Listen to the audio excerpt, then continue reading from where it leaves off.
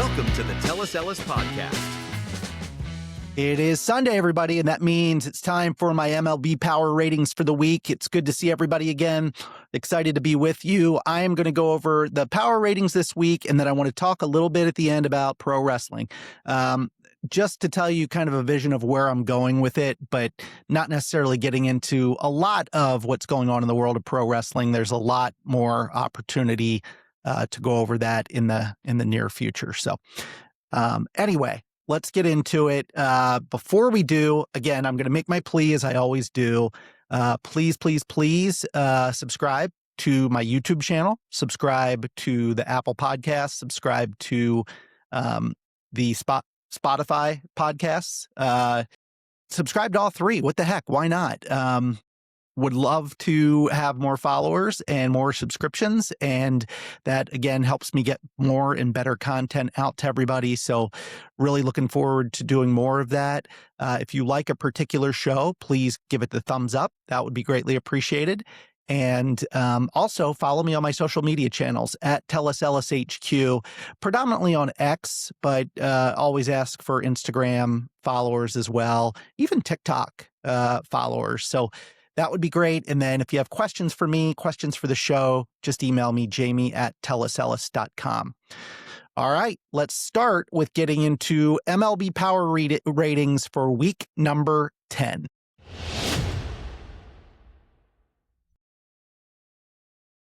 Okay, everyone, let's start with week 10 power ratings. Again, this is where I ended last week with week 9. And let's get started. We're going to start at the bottom as we always do. Colorado Rockies, 24 and 41 for the year. They are minus 91 in run differential. That's the worst in baseball. Their hitting is ranked 17th. Their pitching is ranked 30th. They are staying right where they are. Dead last, number 30.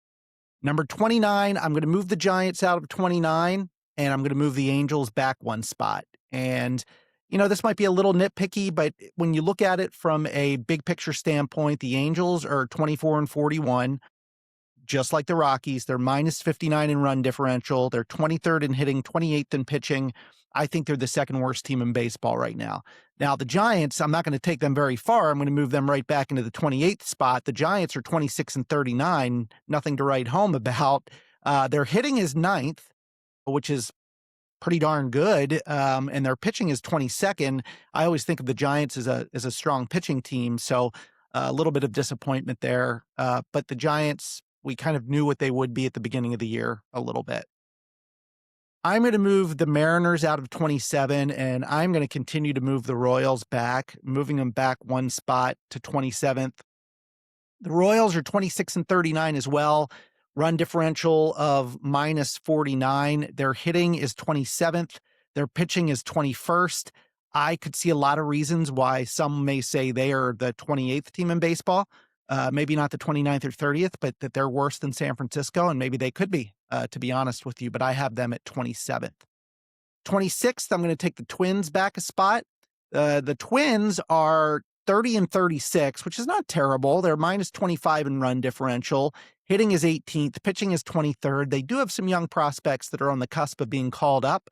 And I think it's just a matter of time. So I'm going to put the Twins at 26 for now and leave it at that. The Marlins, I'm going to put up what ends up being 2 spots to 25th.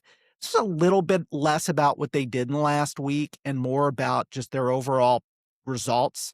They're 30 and 35. Their run differential's minus 23. So out of the teams we've talked about, that's the best run differential. They're 19th in hitting and 18th in pitching. So a little worse than 50th percentile in those categories. But when I look at these teams right now, I see them being better than the Twins, Royals, Giants, Angels, and Rockies. All right, 24th. I'm going to keep the Tigers at 24th. They went 4-2 this past week. Not enough to do anything for me. Not enough at all. The Tigers are 26 and 39. Their run differential is minus 25. Their hitting is 22nd. Their pitching is 12th. They, like I said, they were 4-2 in this last week, but even without Skubal pitching, they need more than Skubal to be a good team, and he's not going to make up 13 wins for them. very quickly. So I just think that this team was a little bit, I had them way overrated at the beginning of the year. I thought that they would run away with this division, and clearly they did not do that. And I think that they're one of the, worst teams in baseball. I'm going to move the Orioles out of 23rd, which means they're not going back any further than they were, so they must be moving up. I'm going to move the Astros back one spot to 23rd. Here's my take on the Astros. They're 30 and 36. They're minus 24 in run differential. Their hitting is sixth, but their pitching's 29th, and I just don't see it getting any better. So while some of the teams above them, maybe there's some hope there, I don't think there is for the Astros. They're a fun hitting team, but beyond that, they're just not that good. Um, the Mets, I'm also going to move back a spot to the 22nd spot. The Mets are 28 and 36. They are playing a little bit better. When I say better, they're not losing 2 out of 3 games. Look, this is a team that's 29th in hitting and they're 8th in pitching, and their hitting has to be better. They're almost the opposite of the Astros in that regard. Can they make up ground? I still think they can, but we are in June now, and I always say June is when the real season begins. And they've got a lot of ground to make up here. So, we'll see where that goes and what can hopefully improve for the Mets.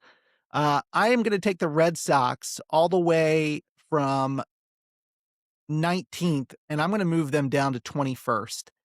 And I want to explain that the Red Sox, they're 27 and 35. Their run differential is only -4, which makes me feel a little funny about having them in the last tier of my pyramid.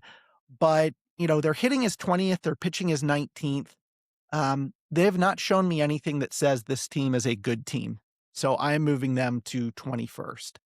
I am taking the Orioles, and I'm actually moving the Nationals out of 20th, and I'm moving the Orioles there.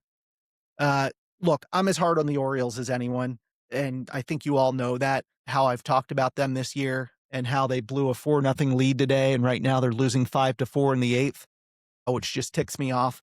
Anyway, their hitting is 10th in the league, their pitching is 26th in the league, but they have won 10 out of their last 15, and I think there's something to be said for that. So I'm just moving them up once or a couple of spots into that next to bottom tier pyramid, 3 spots. They're 31 and 34 on the year. The Nationals are 33 and 32 on the year, and I'm going to move them to the 19th spot. The Nationals, their hitting is 4th in the league, 4th in all of baseball. Their pitching's 24th. They could get a little bit of pitching help. This is a team that's on the cusp of a potential wild card, although I think it would be hard in the National League, but they are not a bad team. I have them again at number 19.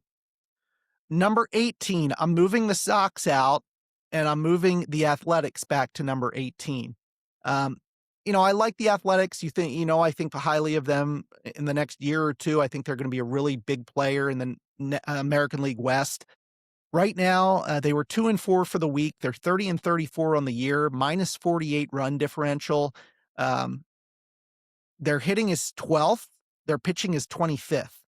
And playing in Sacramento is going to be hard for them.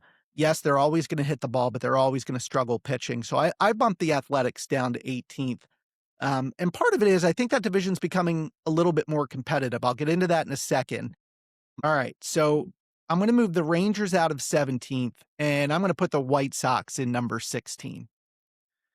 And I want to explain that. So the White Sox are 34 and 30. And at some point, you've got to start taking them real. So, I'm only moving them up one spot here, but the run differential's +12. They were only 3 and 3 on the week last year. They're 5th in hitting, 19th in pitching. They've showed me a lot, and if they keep this up, I'm going to have to keep moving them up a little bit. Even if they're playing 500, if you're 4 games above 500, which they are right now, and they play 500 the rest of the way, that's 83 wins. And in the American League, that could be a playoff spot. So I'm going to put the White Sox at 17th. And again, I'm going to continue to start showing them some love. Number 16, I'm going to put the Rangers at number 16. Getting closer to the Diamondbacks. You know how I always equate those two. The Rangers, they've won 6 out of 8 games. They're 31 and 33 on the year. Run differential is positive. It's only +4, but it's positive. Their hitting is 26th, but their pitching's really good. They're pitching 7th in the league.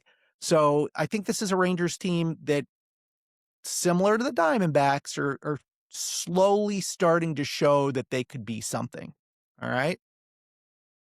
All right. So number 15, I'm moving the Cardinals out of 15, and I'm actually moving the Reds from 12 to 15. This is a Reds team that's kind of fallen off here quite a bit.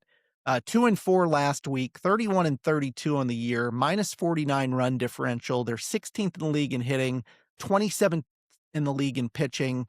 And, this has been a very competitive National League Central, but I think the Reds are starting to show their mettle a little bit, and maybe they're not one of those teams to compete in that division. In fact, there's been some collapse in a couple teams in that division, and we'll get to that in a second. So I've got the Reds at number 15. Number 14, I'm keeping the Diamondbacks there. The Diamondbacks are 33 and 31, -14 run differential, 25th in the league in hitting, 17th in pitching, 2-5 over the last week. Again, they're competing, and it's a sneaky team. I just keep your eye on them. That's all I'll say about the Diamondbacks. Blue Jays, I'm keeping right where they are at number 13. They take 2 steps forward, 2 steps back.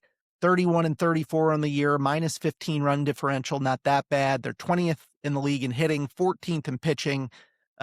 Again, another team to keep your eye on. All right. Now we're going to go into the top 12, and we're going to start at number 12. And I've got the Padres moving back to number 12. They've been on a little bit of a collapse here. The Padres are 2-10 in their last 12 games. They're 33 and 30 overall. Their run differentials -14, 30th in the league in hitting, dead last. They cannot hit the ball at all. And their pitching is 10th. They can pitch really, really well. So that's where I have the Padres right now, number 12. Number 11, I'm moving the Phillies out of number 11, and I'm going to put the St. Louis Cardinals in at number 11.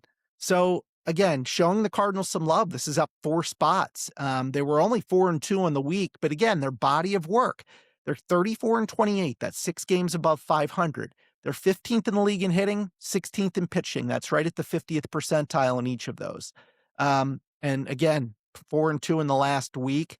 At some point, you've got to believe in this team, and I'm starting to do that. Slowly, but I'm starting to do that. I'm going to keep the Pirates where they are at number 10. This is a team that's kind of been, playing 500 ball, and they're 34 and 31 on the year, but their run differential's +31, and that tells you something. I mean, they're outscoring their opponents. They're 7th in the league in hitting. They're 15th in pitching, and I think that 15th could end up being much better by the end of the year. So I'm keeping the Pirates in this top 12, which is kind of the playoff 12, if you will, because there's 12 teams that make the playoffs in baseball. So I am keeping them at number 10. At number 9, I'm moving the Phillies, and I moved them up. This is 2 spots to number 9. I had them way back a couple weeks ago, and slowly but surely they've moved up. They're 26 and 12 in their last 38 games. 26 and 12. That's really good. 34 and 30 overall. Now they still have a -23 run differential, but their hitting is 28th in the league, which is incredible. And that, when I say hitting, that's OPS, which isn't the tell-all statistic, but it's a pretty good indicator of how you're hitting the ball. Their pitching is 13th, but again, their record speaks for their record. When they've won 26 out of 38, that's impressive. So Phillies I have right now at number 9 and on the rise. The Guardians were 3-3 last week. I'm keeping them at number 8. They're 37 and 29 overall. So 8 games above 500. That's on a pace to win 85 games. Plus 11 run differential. Their hitting is 24th in the league, but their pitching is 6th. They've thrown the ball really well. So I'm keeping the Guardians at number 8, and that is a huge surprise to me. If you would have said to me that a week into June, the Guardians are 8th in my power ratings, I wouldn't have believed you. All right. Let's move the Mariners out of number 7, and let's move the Cubs into number 7. Some may say I live too close to Chicago, and maybe I'm being a little bit of a homer. They're 7 and 19 in their last 26 games. They're 34 and 31 overall. They're +4 in run differential. Their hitting is 8th, but their pitching has fallen on hard times. They're 20th in the league in pitching right now. Um, Here's my problem.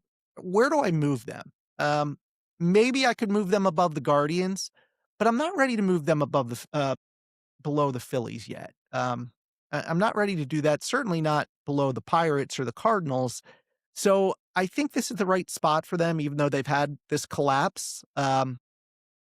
Maybe they're recovering a little bit now. We'll see, but I feel pretty comfortable having the Cubs at number 7 right now. Number 6, the Mariners. I've been saying every week, keep an eye on this team, watch this team. They're now 34-31. They're +30 in run differential. Their hitting is 12th. They're up to 12th in the league in hitting, 5th in pitching. This is going to be one of the top teams in baseball. I'm telling you that uh, I think out of these top 6, I have one questionable team, but I feel really good about the others, including the Mariners.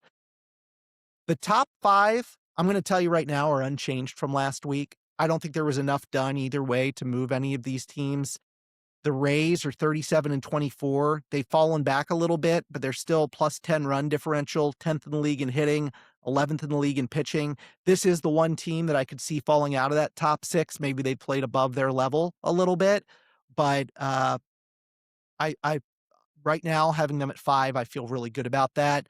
The Brewers at number 4, I mean, they're 39-23, +97 run differential. Their hitting is 14th, their pitching is 3rd.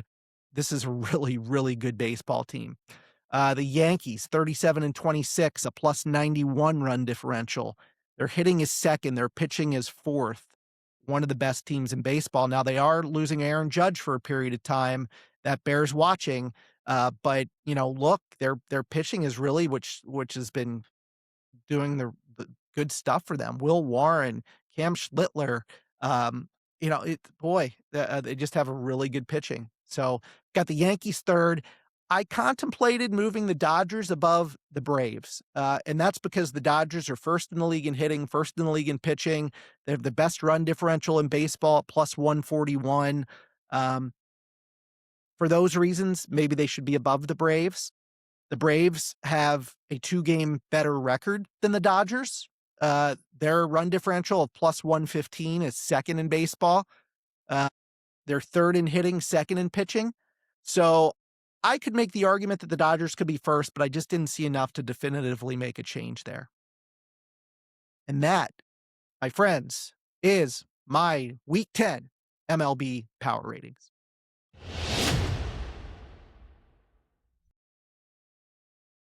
All right, I told you I wanted to talk a little bit about pro wrestling. Look, I watch pro wrestling a lot, and some of you say, Jamie, you're a 53-year-old guy.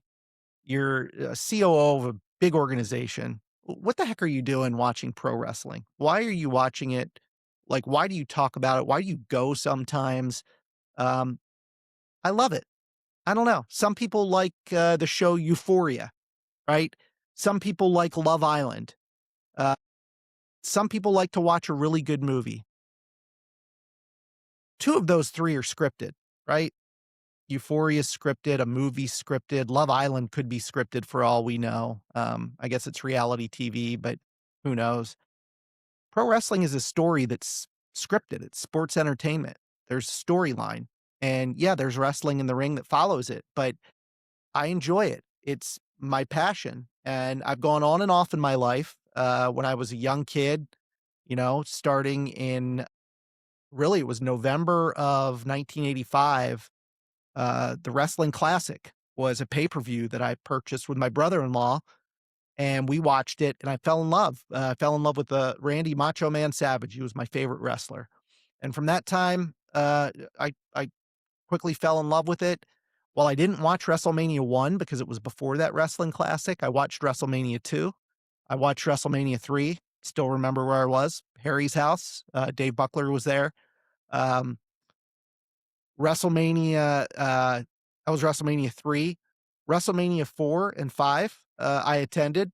WrestleMania 4 was with that same Harry, along with David Buckler. WrestleMania 5, David and I went together, had a blast. I remember WrestleMania 6. I remember WrestleMania 7.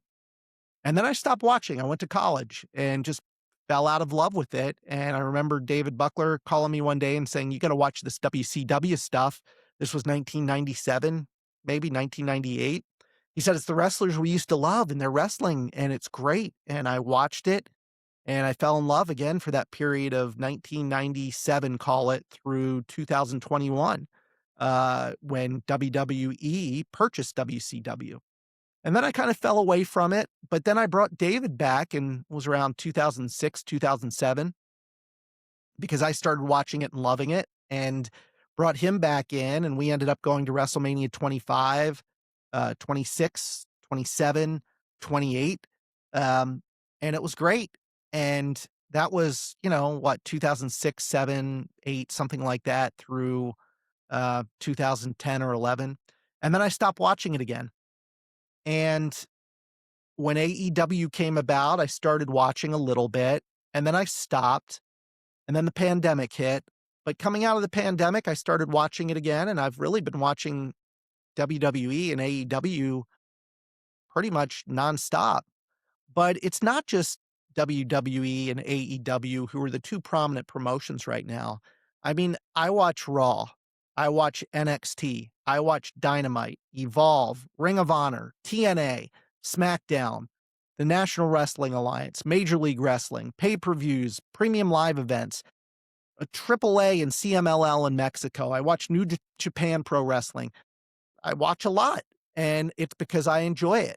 And not only do I watch, I enjoy rating the matches. I watch the match, I rate the matches, I rate the storylines, the segments, and I enjoy doing it. I've come up with my own kind of proprietary scoring system, and I read a lot about what's going on in the industry. And as I'm doing this, I want to take some of this and turn it into something. And I'm not sure what that looks like yet. I've alluded to it over the last several shows, but I've been experimenting with some things online, a little bit of podcasting, some newsletters, nothing that I've published, but I'm just not sure what all this looks like yet.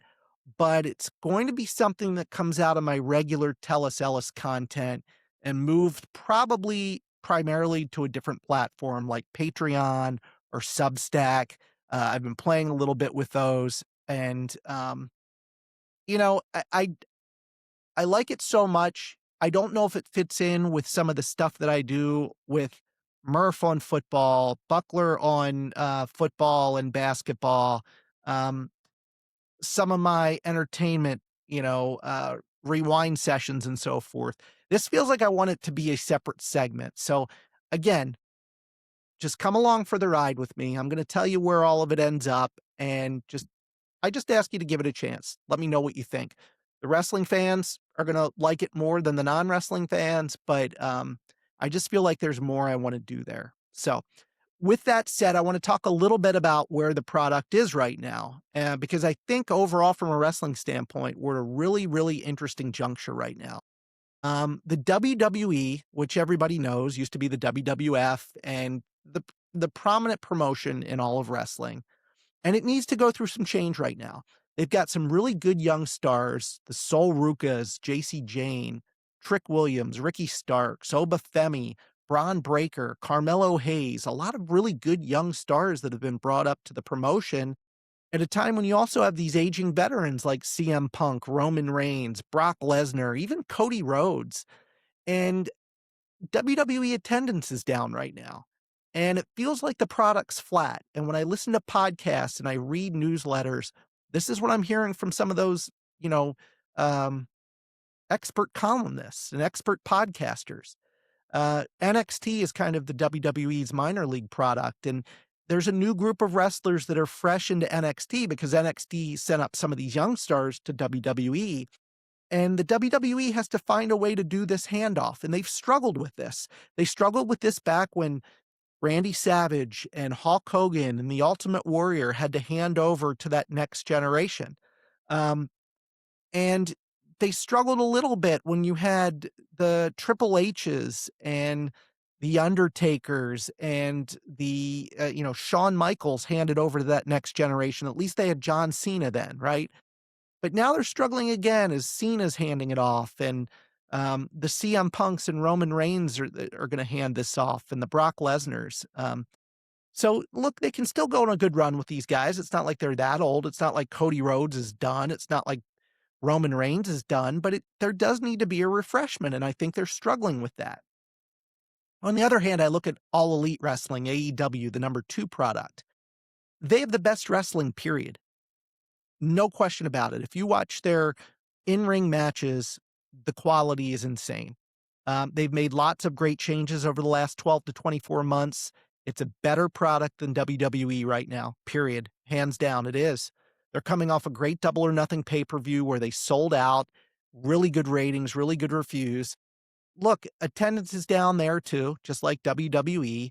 They have started going to smaller venues, but the ratings are slightly up. And here's the thing, they're not trying to beat WWE. This is not a WCW 1996 to 1998 Eric Bischoff buy wrestlers, outperform WWE, get better ratings than them. That's not what this is about for AEW. They just want to be the best product. So I think AEW is a little bit well, I think they're ahead of WWE from a pure product standpoint. Ratings and stuff won't show that, but that's just where I think it is. Um, and I think they're on the upswing, whereas WWE has some serious junctures to cross. TNA, I watch, it's probably the third product out there. It feels old and flat. I don't know if they're going to survive. I would not be shocked if they were purchased by WWE. They already have some agreements reached where the wrestlers go back and forth, and I just wouldn't be surprised if something happened there. They don't have the capital, they don't draw as well, they don't get the ratings, and again, it just feels old and flat. Ring of Honor, purchased by Tony Khan, who owns AEW, needs direction, and it needs a TV home. It's been better, but Tony has said that he needs to find a channel to put this on versus just showing it on their Ring of Honor club site, which you buy a monthly subscription and get to see the shows. It's not terrible, but it does need some direction and a TV home. I watch the National Wrestling Alliance. Yes, the old NWA from the 70s and 80s where Ric Flair, Dusty Rhodes, all of these territories came together. Well, it was reformed under Billy Corgan of the Smashing Pumpkins. He owns the NWA, and it is downright awful right now. I mean, they have a 1-hour show weekly, and it is really bad. It is on television. It's on Comet TV. But the wrestling is just not very good. I watched a show this week and it was just not very good. Major League Wrestling is back on, well, you can watch it on YouTube. It is shown on a couple other platforms. I think it's on beIN Sports in the United States. Their show is called MLW Fusion.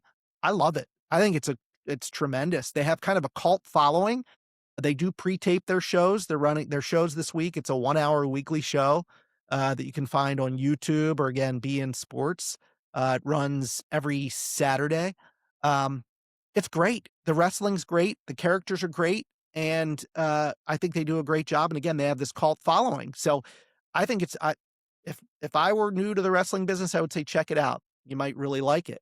I think Mexico's doing some really good things. They're getting really good crowds like that right now. AAA wrestling out of Mexico is now owned by WWE. That they had this huge mask versus mask match. It was El Grande Americano versus the original El Grande Americano. A lot of backstory there, but it was the match of the year a couple weeks ago. It was fantastic, and the Mexican crowd loved it.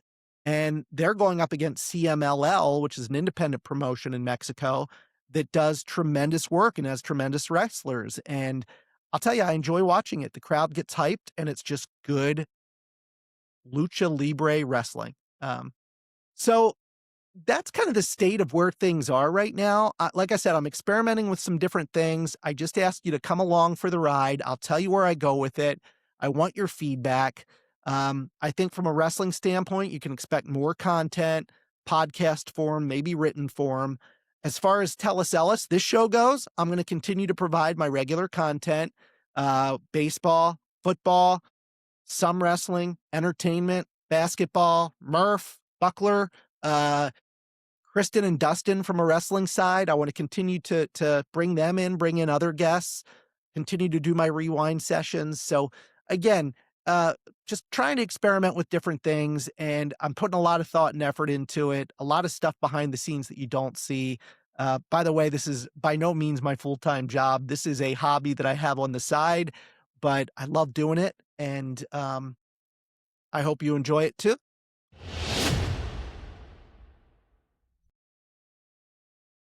All right, that's it for the week. I really appreciate you sticking with me through my Week 10 MLB power ratings. Also, my little wrestling overview of where I am and where the sport slash entertainment is. Again, make sure you subscribe to my YouTube channel, to my Apple podcast channel, and to my Spotify channel. Give it a thumbs up. If you like this podcast, really give it a thumbs up. Leave a comment. Would love that. Follow me on social media at TellusEllisHQ. That's on X. That's on TikTok. That's on Instagram. And then email me if you have questions, jamie@tellusellis.com. Until next time, thanks for watching, and I will talk to you soon.